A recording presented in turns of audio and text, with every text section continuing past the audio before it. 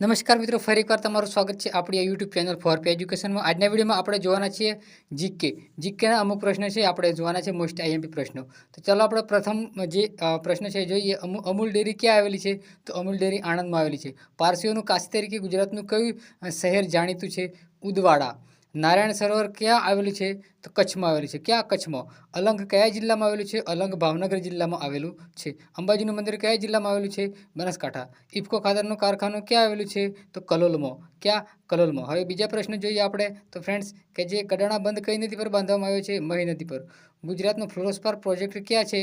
આબા ડુંગરમાં. ગુજરાત જે ઉત્તર ગુજરાતની મુખ્ય નદીઓ કઈ છે? બનાસ, સરસ્વતી અને રૂપેણ. ઉત્તર ગુજરાતની બનાસ, સરસ્વતી અને રૂપેણ. ઉમરગામ કયા જિલ્લામાં આવેલું છે? વલસાડ. કચ્છનો લિગ્નાઇટ પર આધારિત વીજળી પ્રોજેક્ટ કયા નામે ઓળખાય છે? પાનરંધ્રો વીજળી પ્રોજેક્ટ. કંઠીનું મેદાન કયા જિલ્લામાં આવેલું છે? કંઠીનું મેદાન કયા જિલ્લામાં આવેલું છે? કચ્છ જિલ્લામાં આવેલું છે. હવે આગળ જોઈએ તો જે ગાંધીનગર કઈ નદી કાંઠે આવેલું છે? તો સાબરમતી. ગુજરાતમાં કુલ કેટલા જિલ્લાઓ છે? 33. ગુજરાતમાં ચોખાનો પાક સૌથી વધુ કયા જિલ્લામાં થાય છે? વલસાડ. ગુજરાત ભારતના કયા ભાગમાં આવેલું છે? આગળ જોઈએ આપણે કે પ્રશ્ન 9, તાજેતરમાં કયા રાજ્યમાં ઔદ્યોગિક વિકાસને પ્રોત્સાહન આપવા માટે ઔદ્યોગિક ક્રાંતિ શરૂ કરાઈ છે? તો પંજાબ.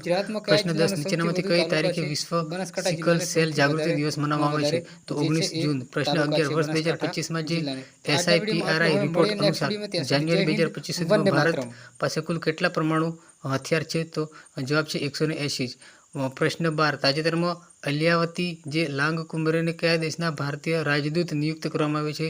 તો જવાબ છે ઉત્તર કોરિયા. પ્રશ્ન 13, તાજેતરમાં રેલ મંત્રી અશ્વિની વૈષ્ણવે કયા ભારતના સૌથી મોટા ગતિશક્તિ કાર્ગો ટર્મિનલનું ઉદ્ઘાટન કર્યું છે? જવાબ છે માનેસર.